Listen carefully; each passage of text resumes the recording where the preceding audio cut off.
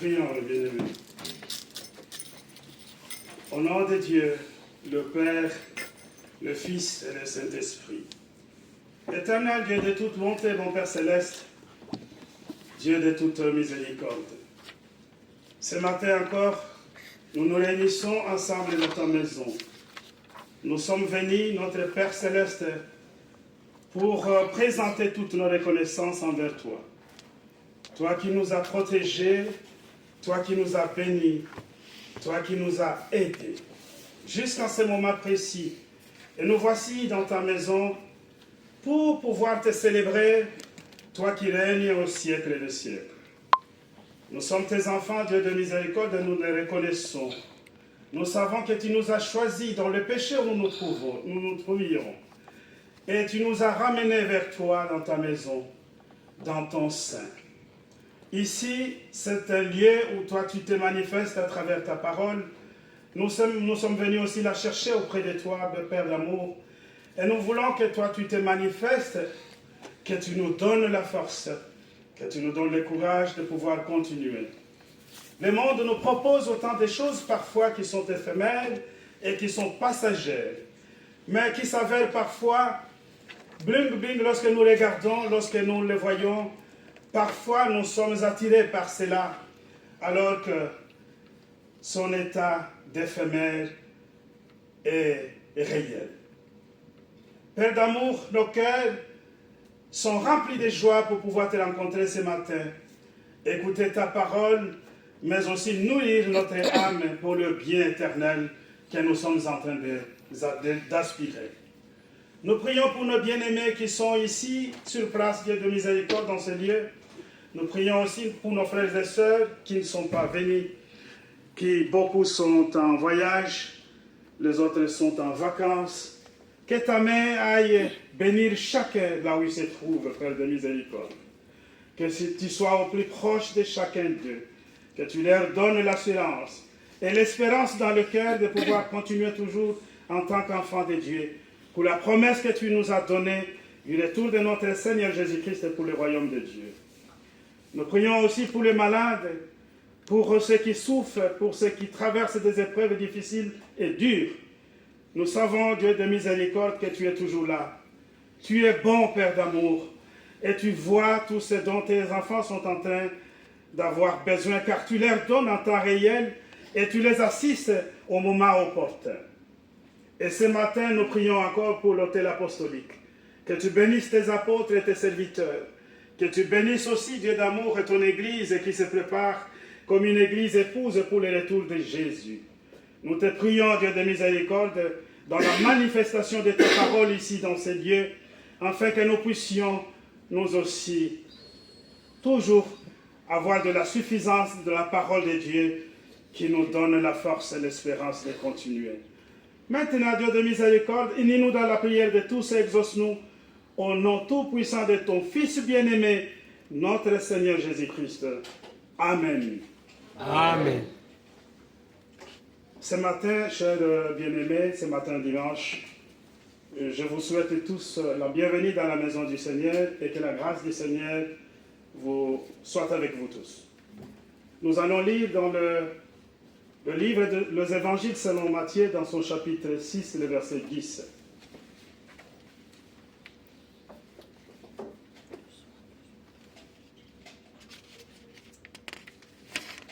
Que ton règne vienne. Il est très court ce verset. Que ton règne vienne. Jusqu'ici.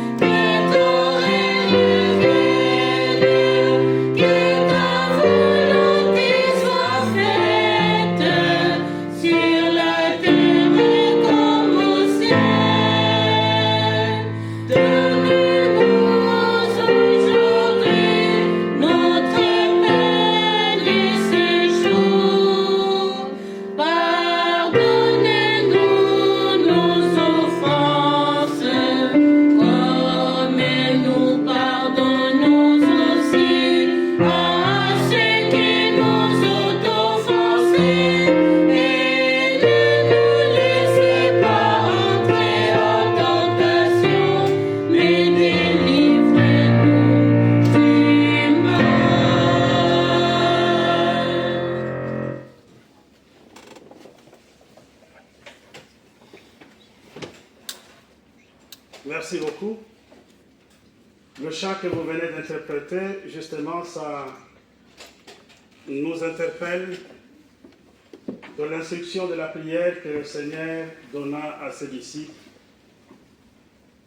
qui est aussi, en même temps, quelque chose qui nous intéresse parce que nous sommes aux disciples du Seigneur. Cette instruction a été donnée sur la montagne. C'est un serment.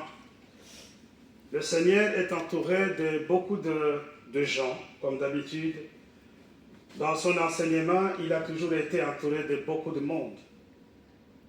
Et nous l'avons d'ailleurs énuméré, nous l'avons d'ailleurs dit à Welkenrad que parfois la foule, elle était éphémère autour de Jésus, parfois la foule était une foule qui était un obstacle pour les gens qui voulaient venir réellement pour le bien de leurs âmes, mais aussi chercher quelque chose à Jésus-Christ, comme les cas de paralytiques et des autres.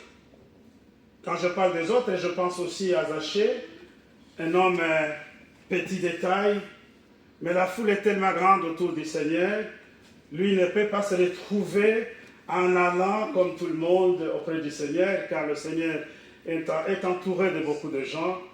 Vous savez, dans ce monde, lorsque vous avez un aura, lorsque vous avez une certaine notoriété, les gens vous entourent et les gens qui viennent auprès de vous, parfois, ce sont des hommes forts, des gens costauds.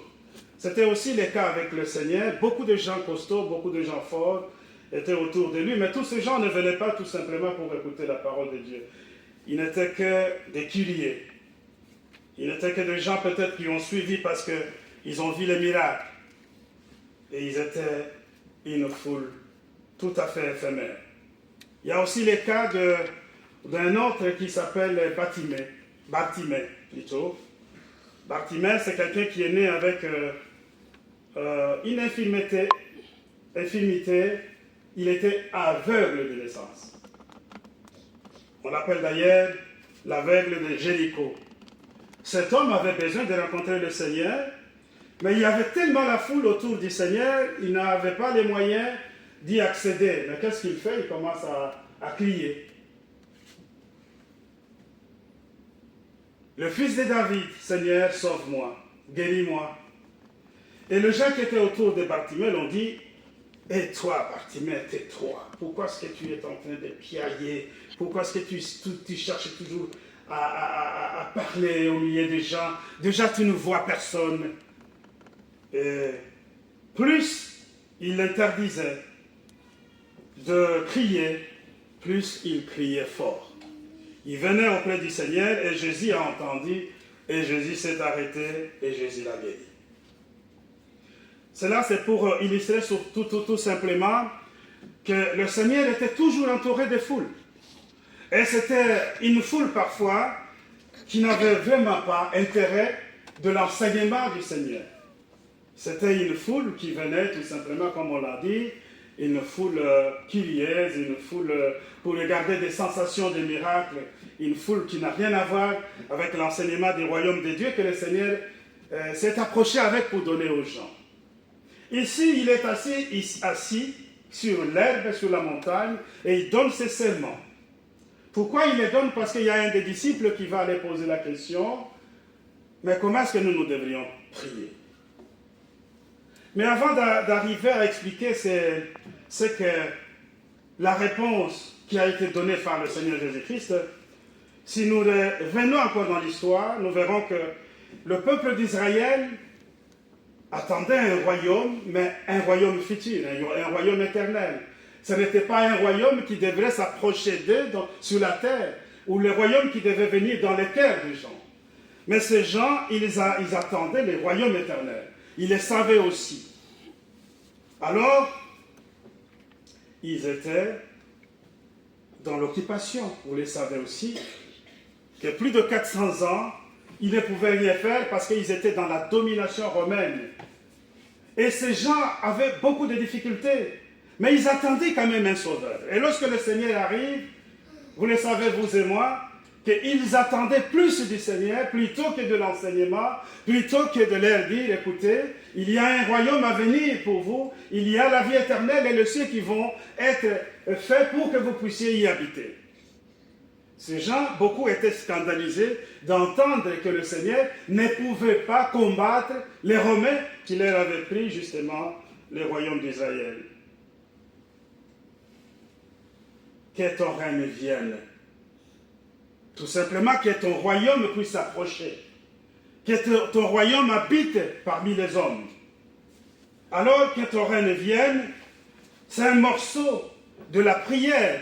Quand nous la prenons dans l'entièreté, nous verrons que le Seigneur a détaillé, il y a 3 parties qui concernent la puissance, l'assistance et la sanctification de Dieu. Mais il y a aussi 4 parties qui viennent après, qui, elles, ont à voir avec le besoin humain, notre besoin. Quand vous faites cette prière, sachez-le que d'abord, vous allez sanctifier Dieu, vous allez le magnifier, vous allez l'exalter, vous allez le glorifier tout au début. Et ensuite vient maintenant les demandes humaines que nous avons. Donne-nous ceci, donne-nous le pain, protège-nous, pardonne notre péché. Tout ça, ça nous concerne à nous, ça ne concerne pas Dieu. Mais tout au début, nous devions commencer par le magnifier, par le célébrer, par le sanctifier. C'est ce que le Seigneur enseigne à ses disciples qui viennent poser la question. Et heureusement que ses disciples avaient posé la question parce qu'il y avait difficulté dans la prière. C'est comme aujourd'hui, beaucoup de gens se posent la question, comment est-ce que moi je peux prier? Est-ce que je peux prier comme j'entends les autres qui sautillent? Est-ce que je vais prier en haute voix pour que tout le monde entende? Est-ce que je vais prier tout en restant en plein air pour que les gens me voient? Et le Seigneur a expliqué de tout cela. Vous ne faites pas comme les gens de la synagogue, comme les gens qui se pointent dans le coin de rue pour se faire voir, comme ceux qui crient pour que les gens voient qu'ils sont en train de prier. Mais lorsque vous voulez prier, rentrez dans votre chambre, fermez-la à clé, et le Dieu qui voit dans le secret, il vous verra et il vous répondra. Alors, chers bien-aimés, ici, dans la partie qui nous intéresse, il essaye un peu d'expliquer les royaumes qui s'approchent des gens. Et plus loin, dans Daniel, le verset 7, Daniel chapitre 7 plutôt, le verset 13 et 14, on nous parle de ce royaume qui vient par le Fils de l'homme. On lui a donné les royaumes. Le Fils de l'homme, on lui a donné les règnes, la domination du royaume. Mais qui est le Fils de l'homme? C'est tout simplement le Seigneur. C'est personnage céleste. Parce que le Fils de l'homme, il ne s'agit pas le Fils d'un homme avec un nom, un prénom.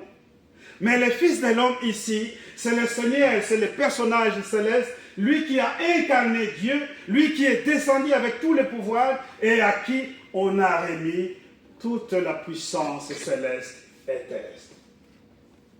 Donc, il va de soi que ce chapitre qui parle de Daniel, du Fils de l'homme, qui vient dans toute la domination, et ce même Fils de l'homme qui amène auprès des hommes le règne de Dieu. Ou encore le royaume de Dieu, si vous voulez. Le Seigneur dit, celui qui me voit, il voit mon Père. Et celui qui voit mon Père, il a compris tout simplement qu'il est en train de se connecter avec mon Père. Parce que lui, il est au présent auprès de vous. C'est lui qui m'a vu, il a vu mon Père. Chers bien-aimés, chers frères et sœurs, le Seigneur amène les royaumes. Et ces royaumes commencent tout petits, comme le dit notre apôtre. Ces royaumes commencent dans le cœur de chacun de nous. Ça va commencer à se développer. C'est comme nous lisons dans le livre de Matthieu qui nous parle du royaume qui est comme un grain de sénévé ou grain de moutarde. Ça n'a pas de différence. Quand vous parlez de moutarde, de sénévé, c'est la même chose. Alors, le grain de sénévé, nous l'avons beaucoup expliqué ici, c'est quelque chose, c'est un grain qui est tellement petit, le plus petit grain d'ailleurs, sur la terre, je ne sais pas s'il y en a d'autres. Et ce grain de sénévé, lorsque ça se développe, lorsque ça pousse, ça va donner un arbre qui ne sera pas comme un légume. C'est un grand arbre d'où les oiseaux viendront se poser pour se reposer et construire les nids et vivre. C'est comme ça les royaumes que le Seigneur explique. Il dit, je vous amène ces royaumes. Et ces royaumes doivent commencer maintenant. Et ces royaumes commencent dans votre cœur. Ce royaume va se développer dans la foi que vous allez toujours avoir. Et ce royaume va continuer à croître en vous pour que le lendemain, lorsque le royaume, le plus grand royaume sera rétabli, ce royaume le plus grand que nous attendons, que tous nous y serons dedans, alors vous avez déjà la partie du royaume qui vous a accompagné avec vous. Qu'est-ce que cela signifie? Mais c'est le cœur, c'est la foi que vous avez, c'est ce que vous avez manifesté tout au long de votre vie, en dépit de toutes les difficultés, de toutes les épreuves et de toutes les maladies, de tout problème que vous avez surmonté. Parce que si on ne surmonte pas les problèmes, si on ne surmonte pas les difficultés et les maladies, si on ne surmonte pas les épreuves, nous sommes en train de tuer notre petit royaume qui doit se développer dans le cœur, que Jésus a installé dans notre cœur. Et l'enseignement du Seigneur Jésus-Christ était centré dans le royaume. Il n'a prêché rien d'autre. Il a prêché le royaume et dans lequel il a donné le pouvoir aux apôtres d'aller prêcher le pardon et la repentance pour que les gens puissent venir s'acquérir de ces royaumes, avancer avec ces royaumes et avancer avec l'enseignement de notre Seigneur Jésus-Christ. Il y a une question qui lui a été posée, le Seigneur. Toujours sur la montagne. Cette question, c'est un disciple qui était venu lui dire, mais bon, tu nous as parlé du royaume, tu nous as dit ce que nous devions faire, tu nous as expliqué que ce royaume doit d'abord commencer dans notre cœur et doit se développer. Il commence comme un grain de sénévé ou de moutarde et ce royaume doit commencer à croître jusqu'à ce que nous aurons le rétablissement du grand royaume de Dieu sur la terre pour y vivre éternellement. Mais dites-nous, ou dis-nous,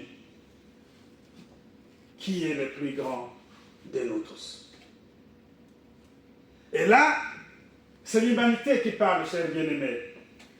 Les gens, ils ont abandonné l'esprit d'humilité que le Seigneur leur enseignait. Ils ont directement pris la position humaine. Attendez que je vous lise. Moi, je crois qu'il faut que nous lisions cela. À ce moment, les disciples s'approchèrent de Jésus et dirent, « Qui donc est le plus grand dans le royaume des cieux ?» Jésus ayant appelé un petit enfant, le plaça au milieu d'eux et dit, « Je vous l'ai dit en vérité, si vous ne vous convertissez et si vous ne devenez comme les petits enfants, vous n'entrerez pas dans le royaume des cieux. » Donc, pour les disciples, ils avaient besoin qu'on choisisse un grand parmi eux.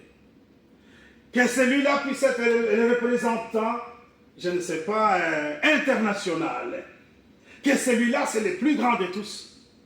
Vous savez, même l'apôtre Pierre, lorsque le Seigneur lui choisit, il dit, « Tu es Pierre, sur ces rochers, je bâtirai mon église. » Il a bâti l'église sur Pierre. Il lui a donné l'esprit d'humilité. Il lui a dit, tu es l'église et toi, tu vas recevoir tout ce... Quand on parle de l'église, mais l'église reçoit tout le monde. Et dans la plupart des cas, l'église reçoit plutôt les pécheurs. L'église reçoit les brigands, parfois. L'église peut recevoir des incompris ou des incompréhensions. L'église peut recevoir le plus démuni. L'église reçoit aussi des riches. Chers bien-aimés, être l'église du Seigneur, être choisi comme celui qui est l'église du Seigneur, ça ne veut pas dire être chef. Il est serviteur, comme le Seigneur lui-même s'est défini comme serviteur. Je suis venu servir et non être servi. Et c'est comme ça que nous pouvons nous humilier devant la parole du Seigneur, vu que dans notre cœur grandit justement le règne de Dieu, le royaume de Dieu. Et ce royaume qui doit grandir, c'est le royaume qui nous demande à nous de nous humilier devant la sainte face du Seigneur. Et nous devons nous humilier à travers notre mode de vie. On ne peut pas venir s'humilier devant l'autel de grâce en disant à Dieu, je t'aime, je sais que tu m'aimes, je fais tout ce que tu as besoin que je fasse. Et quand on sort dehors, on devient la même personne. Chers bien-aimés, nous ne sommes pas forts devant Dieu. Nous ne sommes rien devant Dieu. C'est lui qui décide de notre sort. C'est lui qui nous donne la force dont nous avons. C'est lui qui nous conduit dans le chemin de la foi. C'est lui qui oriente nos pas vers le royaume qu'il est en train de faire avec son Fils. Et quand vous regardez ici, il dit, le plus grand de tous, il prend l'exemple d'un enfant, il le place devant, il dit, il faut qu'il devienne comme cet enfant. Donc, le plus grand dans le royaume de Dieu, c'est celui qui s'humilie tout simplement. C'est celui qui est comme un enfant. C'est celui qui accepte qu'on lui demande pardon. C'est celui qui accepte de pardonner. C'est celui qui se réconcilie pour l'œuvre de Dieu. C'est celui qui comprend que nous n'avons rien à perdre lorsque nous sommes avec notre Seigneur Jésus-Christ. Nous n'avons rien à perdre lorsque le royaume de Dieu est placé devant nous. Nous n'avons rien à perdre car Dieu, le propriétaire de ce royaume, c'est lui qui agit et c'est celui qui nous donne tout l'enseignement nécessaire. Et ce royaume qui commence très petit, comme je l'avais dit, et ce royaume qui va continuer toujours à croître, et ce royaume qui sera établi dans toute sa grandeur, dans toute sa splendeur, dans toute sa force, pour recevoir maintenant tous ceux qui seront préparés pour y habiter. Car le Seigneur, il a expliqué aux gens qui étaient sur place, parce que beaucoup de gens qui attendaient, ils voulaient quand même qu'ils disent un mot par rapport à Israël, qui depuis longtemps est assujetti par les forces étrangères, par la domination romaine. Mais pourquoi est-ce que le Seigneur ne peut rien dire par rapport à cela, car ils attendaient qu'il vienne et qu'il rétablisse l'ordre dans ce royaume. Et le Seigneur répond dans Jean 18, 36, « Mon royaume n'est pas de ce monde. » Et là, les gens comprennent. Les gens maintenant commencent à avoir la clarité sur le royaume qu'il est en train de prêcher. Il ne s'agissait pas l'Israël dominé, l'Israël assujetti, mais il s'agissait d'un royaume qui commençait dans leur cœur, petit à petit qui devrait grandir, mais aussi un royaume bien établi dans le futur par le tout-puissant Dieu créateur pour que tout le monde puisse y habiter et y habiter éternellement.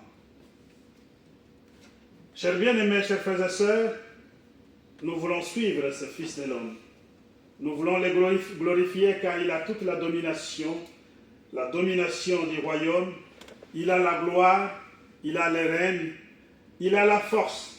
Mais il a aussi l'enseignement qu'il a déposé par l'entremise de ses apôtres, qu'il a donné la force de pouvoir continuer toujours à enseigner. Et nous recevons cet enseignement, et cet enseignement fait grandir le petit royaume, le petit règne qui se trouve dans notre cœur, pour que le jour du Seigneur, nous puissions vivre dans le grand royaume établi. Amen. Amen. Chers prêtres, vous pouvez continuer pour quelques minutes et la chorale peut nous donner un chant.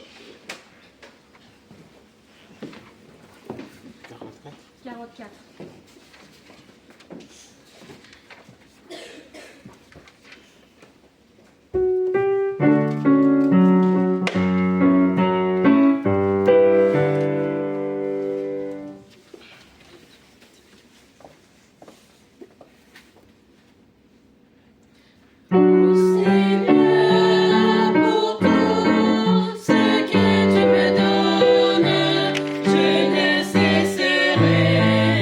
De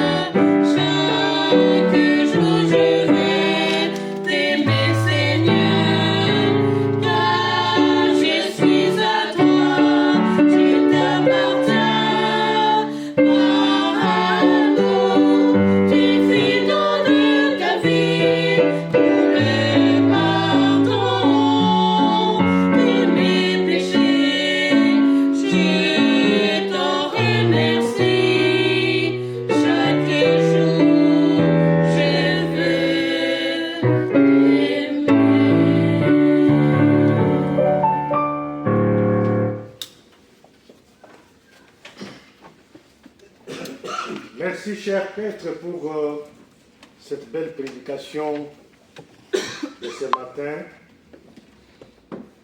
Merci la chorale. Merci mes bien-aimés, frères et sœurs en Christ, pour votre présence ce matin dans cette assemblée où vous êtes venus pour chercher la communion avec le bon Dieu.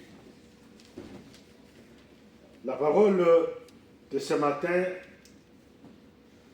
est concentrée dans un tout petit verset, comme l'a bien dit notre prêtre ici, que ton règne vienne, mais une parole qui en dit énormément beaucoup.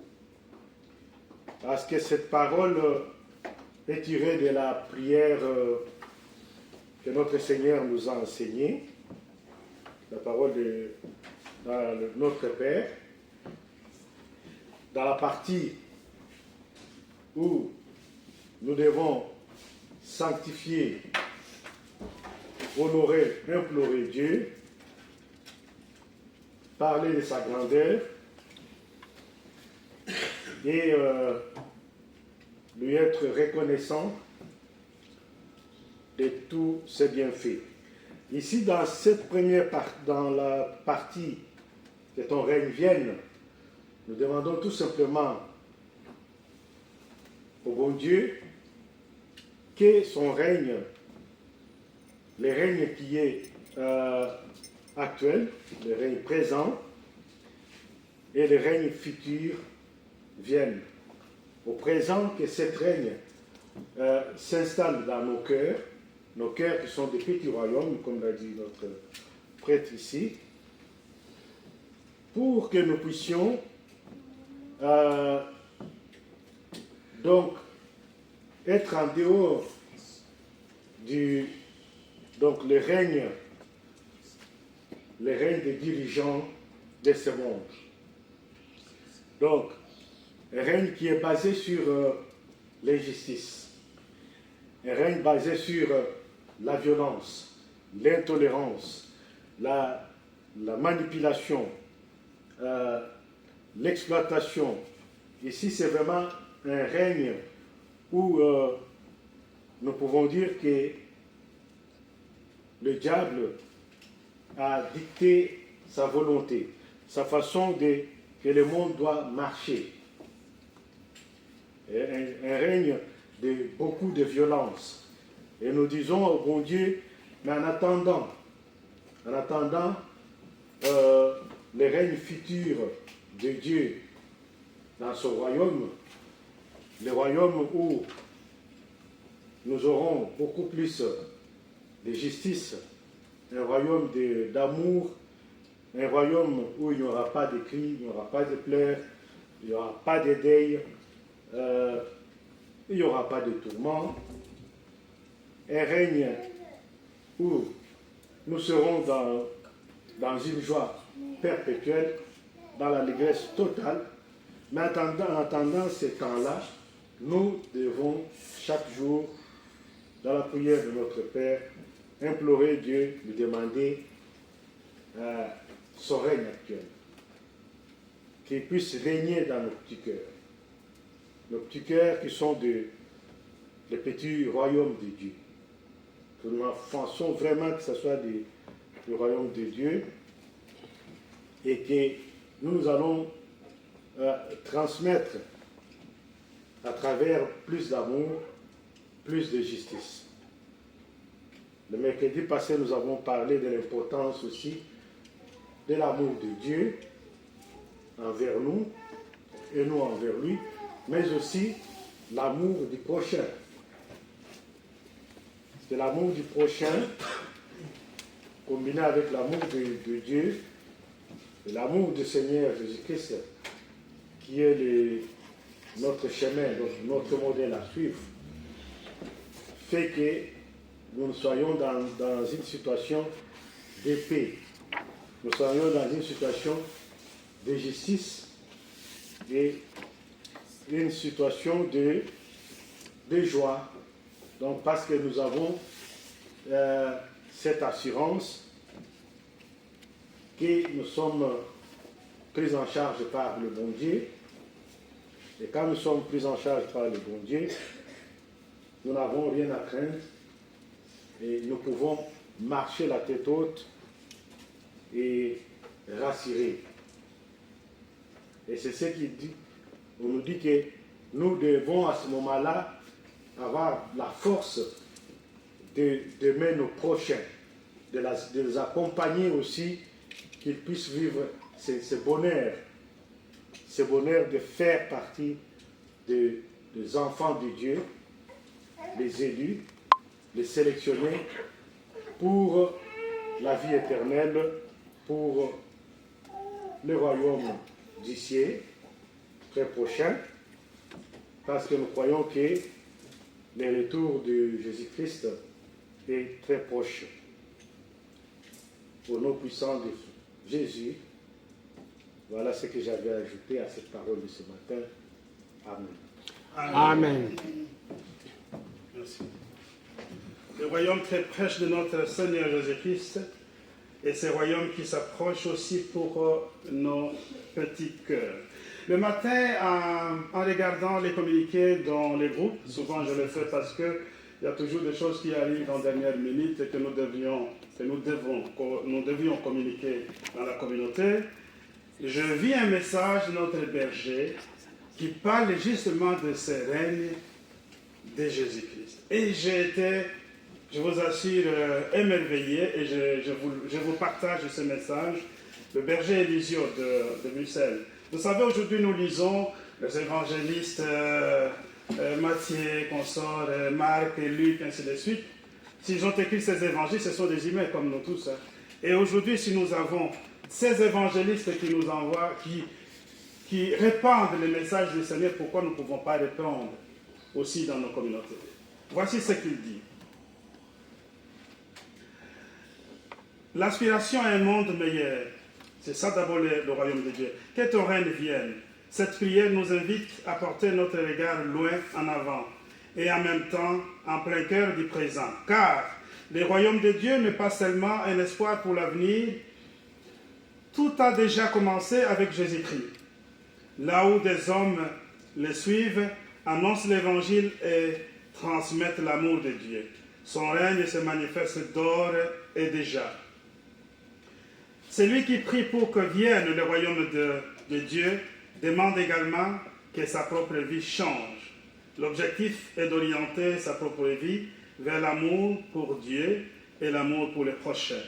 C'est dans la vie quotidienne, à travers nos relations avec nos semblables, ainsi que dans nos actions au travail et dans la société que l'on voit dans quelle mesure cela est vrai. Voyez, c'est un message très puissant. Je crois que je vais vous le déposer dans les groupes. Vous pouvez le lire tranquillement. Moi, je crois qu'il a essayé un peu de résumer toute cette prédication que nous sommes en train ici de parler ou de prêcher. Et il a résumé, il nous a donné l'aperçu de cette histoire, la façon dont nous pouvons vivre ces royaumes dans le présent, mais aussi en même temps envisager les grands royaumes qui sera rétabli et rétabli éternellement. Donc, nous sommes des bienheureux, je crois, et moi je le crois sincèrement dans mon cœur, et nous avons besoin tout simplement de vivre comme des enfants de Dieu. Le prêtre l'a rappelé ici, il dit, beaucoup de gens peut-être vivent de l'injustice, de la malhonnêteté, de choses qui abattent le cœur des gens. Mais est-ce que nous allons nous mettre plein dedans dans ces activités de l'injustice? Non, nous sommes des enfants de Dieu. Au contrario, ce que nous devrions faire, c'est tout simplement manifester l'amour envers Dieu et l'amour envers notre prochain. Car lorsque nous manifestons l'amour, nous allons justement les assister, nous allons les accompagner, nous serons importants pour notre prochain, pour la vie éternelle, surtout. C'est important pour un père, c'est pas mal, mais surtout pour la vie éternelle. Si nous pouvons les accompagner, si nous pouvons donner une partie de nous, de notre connaissance sur la vie éternelle, D'aucuns peuvent peut-être se poser la question, mais moi je ne suis pas capable de formuler une phrase par rapport à la vie éternelle de l'évangile. Comment est-ce que je vais commencer? Mais tu connais quand même quelque chose de la Bible, non? Tu connais quand même une ou deux paroles que tu as toujours retenues durant toute ta vie. Pourquoi tu n'as jamais partagé, ne serait-ce que déjà ce morceau de la parole que tu as? Parce que si je sais que Jésus m'aime, mais c'est déjà un morceau de la parole que je retiens. Pourquoi je ne dis pas à l'autre, tu sais, Jésus nous aime. Jésus t'aime, Jésus m'aime aussi. C'est déjà bien, c'est déjà un début. Et c'est cela qui nous est demandé que nous puissions aussi partager avec notre prochain. Et dans le règne de Dieu, il y a aussi une grande manifestation qui nous attend. Les noces de l'agneau. Et le Seigneur, lorsqu'il dit ce règne commence déjà dans le petit cœur, et nous avons dans le petit cœur que nous avons aujourd'hui l'aliment nouveau. Cet aliment nouveau, c'est le corps et le sang de Jésus-Christ que nous célébrons dans l'Église. Et cela nous rapproche encore une fois de plus. Cela nous communie avec notre Seigneur. Cela nous donne une relation étroite avec lui. C'est pourquoi lorsque nous abandonnons le chemin du Seigneur et nous nous mettons à tituber, nous nous mettons à patauger, Jésus n'est pas content. Dis tout. Il dit, mais tu es déjà devenu mon frère. Tu me ressembles. Pourquoi est-ce que tu commences à mettre ton pied en dehors de ces sentiers que moi j'ai bâtis pour vous, que j'ai créés pour vous? Car il est le chemin. Il est la vérité. Et il est la vie. Le chemin sur lequel il a mis ses pieds, il nous l'a montré. Et la vérité dans sa parole, elle est promulguée tous les jours. Et la vie qu'il est en train de nous promettre, c'est la vie éternelle. C'est la vie que nous vivons avec lui éternellement. Alors, il nous donne la force. Dans la communion avec nous, il est ensemble et il nous accompagne pour notre bien-être spirituel. Amen. Amen. Pour la repentance, nous chantons le cantique 25.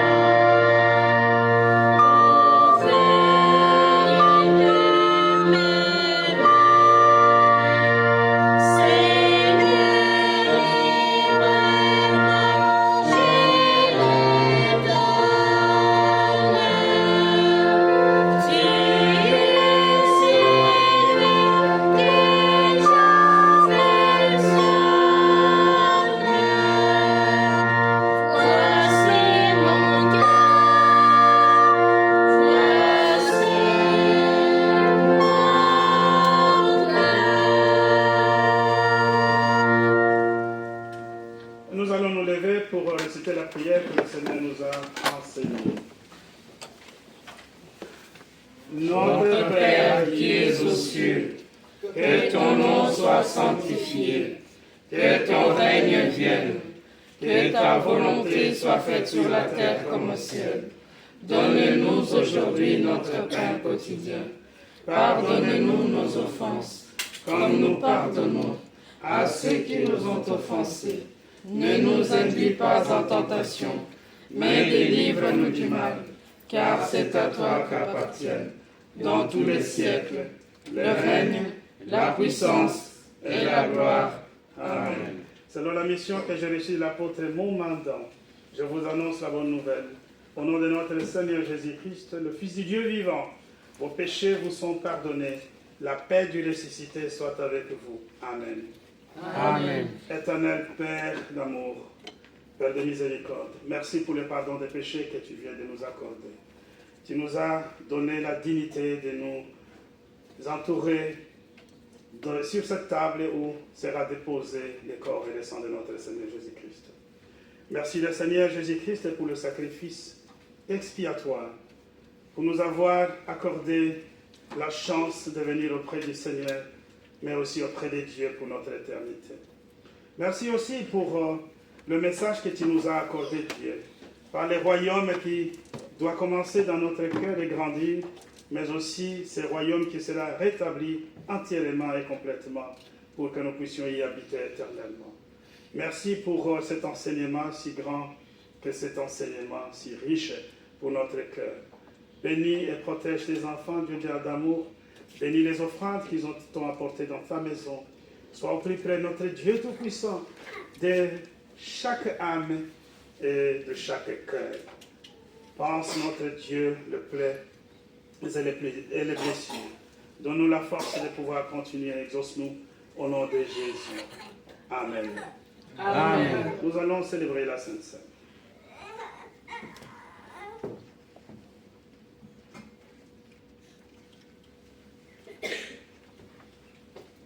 Prions. Au nom de Dieu, le Père, le Fils et le Saint-Esprit, je consacre le pain et le vin pour la Sainte Seine et je dépose le sacrifice unique de Jésus-Christ valable en toute éternité. Car le Seigneur prit du pain et du vin, rendit grâce et dit, « Ceci est mon corps qui est donné pour vous. Ceci est mon sang, le sang de la nouvelle alliance, qui est répandu pour beaucoup pour le pardon des péchés. Mangez et buvez, faites ceci en mémoire de moi. Car toutes les fois que vous mangez ces pains et que vous buvez ces vins, vous annoncez la mort du Seigneur jusqu'à ce qu'il revienne. Amen. Amen. Le corps et le sang de Jésus sont donnés pour toi.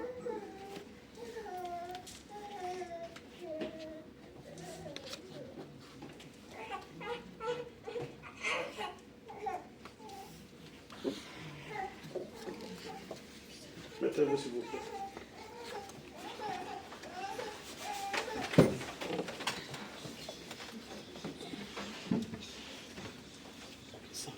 Le corps et le sang de Jésus sont donnés pour toi. Amen. C'est lequel que c'est chaud? Le corps et le sang de Jésus sont donnés pour toi. Le corps et le sang de Jésus sont donnés pour toi. Le corps et le sang de Jésus sont donnés pour toi. Le corps et le sang de Jésus sont donnés pour toi. Amen. Le corps et le sang de Jésus sont donnés pour toi. Le corps et le sang de Jésus sont donnés pour toi. Le corps et le sang de Jésus sont donnés pour toi. Le corps et le sang de Jésus sont donnés pour toi.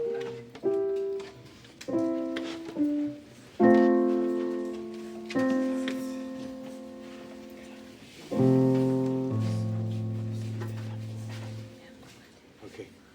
Laisse-les. Toi, tu peux le dire. Le corps et le sang sont donnés pour toi. Le corps et le sang sont donnés pour toi. Le corps et le sang sont donnés pour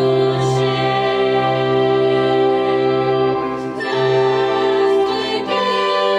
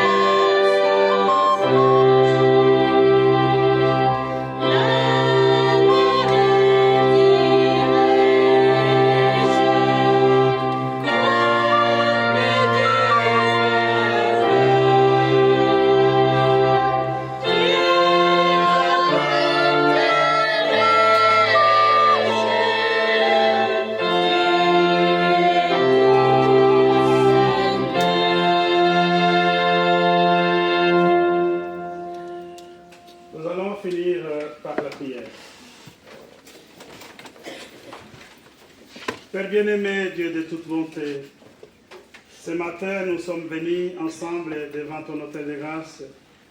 Tu nous as accueillis avec beaucoup de joie et beaucoup d'amour. Tu nous as donné ta parole, Père de miséricorde. Tu nous as donné la Sainte Seine et tu as pardonné notre péché. Et nous voici maintenant dignes d'être enfants de Dieu, mais aussi de faire grandir le royaume dans lequel qui doit pousser comme un grain de sénévé, mais qui deviendra un grand arbre où peuvent venir se reposer les oiseaux du ciel, qui sont nos contemporains et nos proches.